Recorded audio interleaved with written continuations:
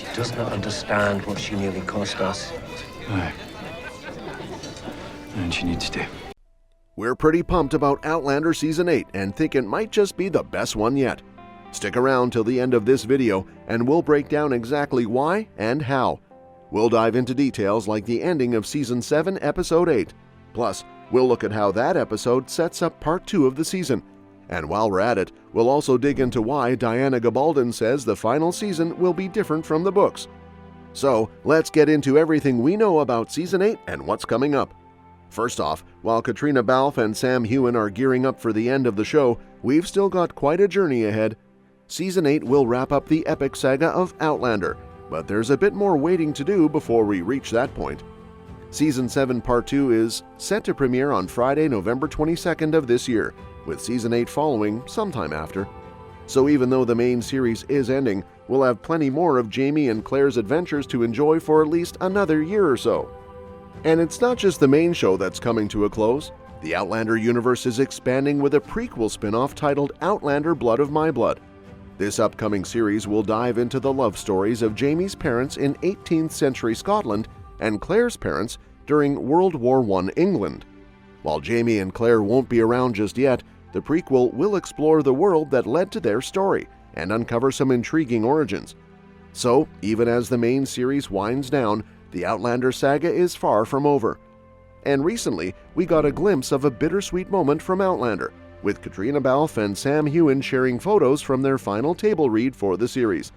Balfe and Heughan, who have brought Claire and Jamie to life since the show's debut in 2014, will be reprising their iconic roles one last time in Season 8. Heughan took to Instagram to share the special occasion with his followers. His post included 3 photos: a selfie with Balfe at their table read, a scenic shot of him on location with stunning water in the background, and a close-up of an Outlander script page, with the episode title obscured. His caption read, "Final read-through, final block, final season." Balfe also shared her own tribute to the series. In an Instagram reel, she posted a short video that captured moments from the table read and behind-the-scenes interactions. Her caption was full of heartfelt thanks, acknowledging the cast, crew, and fans, and reflecting on the show's incredible journey, noting its progress over 11 years and 101 episodes. That said, we've also heard from the author herself about what to expect from Outlander Season 8. Diana Gabaldon has confirmed that the show's final season will have a different ending compared to her book series, and she shared some intriguing details about how things will wrap up. As Outlander Season 8 is set to be the grand finale of the beloved historical fantasy drama, it will bring Claire and Jamie's epic love story to a close. Gabaldon took to her Facebook fan page to clarify the show's direction. She revealed that the final season will diverge significantly from the books. With just 10 episodes to cover material from 3 books, including the unpublished 10th novel, there's no way the show can fully adapt all the content as it is in the novels. Gabaldon pointed out that while the show has adapted roughly 10% of a book per season in the past, cramming the equivalent of about 1,200,000 words into 10 episodes is no easy feat.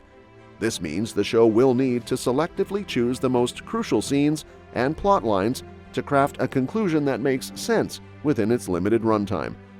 Here's what Gabaldon had to say. "There's only so much I can say about the show, but what I can say is that it really won't resemble the end of the book series.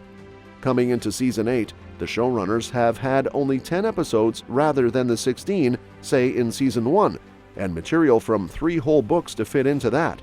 Season 7 ends roughly with an echo in the bone, leaving Written in My Own Heart's Blood, Go Tell the Bees That I Am Gone, and Book 10 almost untouched.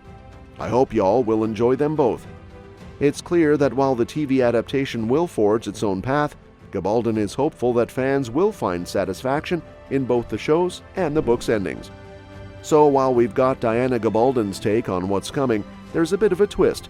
Gabaldon has confirmed that many elements from the upcoming 10th novel won't make it into the show, which means the final episodes of Outlander will likely skip over a lot of the content from the unreleased book. This change is making things a bit unpredictable since the show's timeline has traditionally followed the books pretty closely. With 3 books of content still left to draw from, the series will need to focus on the most crucial storylines and adapt them in a way that wraps things up nicely. Season 7 Part 1 ended right in the middle of the events from An Echo in the Bone, so it's expected that Season 7 Part 2 will delve into this novel heavily.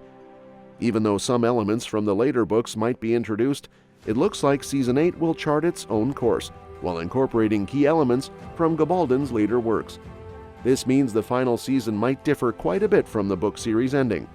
However, the good news is that the show will still be inspired by the novels, so fans can expect a conclusion that feels true to the spirit of the story, even if it diverges from the book's trajectory. It's a balancing act between staying faithful to the source material and crafting a satisfying end for the TV adaptation. With Season 7 Part 2 of Outlander on the horizon, there's a lot to look forward to, and a lot left hanging from Episode 8. So let's break down what's coming up and how it sets the stage for the rest of the season. First off, one of the biggest cliffhangers is the whereabouts of Jimmy.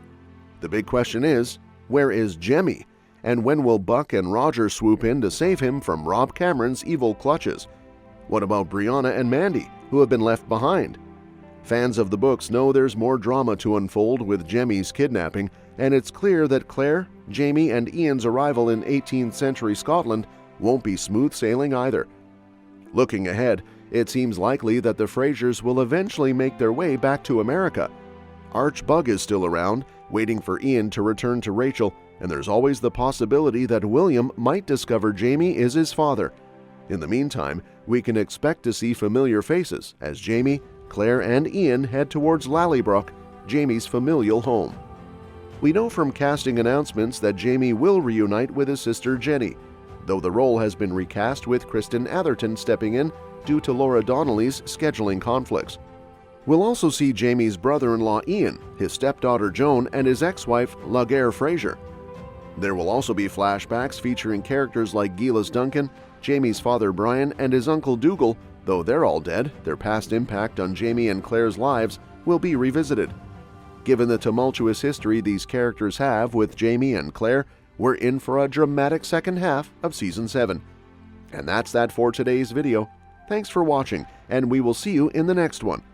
Given all the changes and upcoming drama in Outlander, what are your thoughts on how the show will handle the final season and its divergence from the books? Are you excited about the potential twists, or do you have any concerns? Your suggestions for future videos are always welcome in the comments below.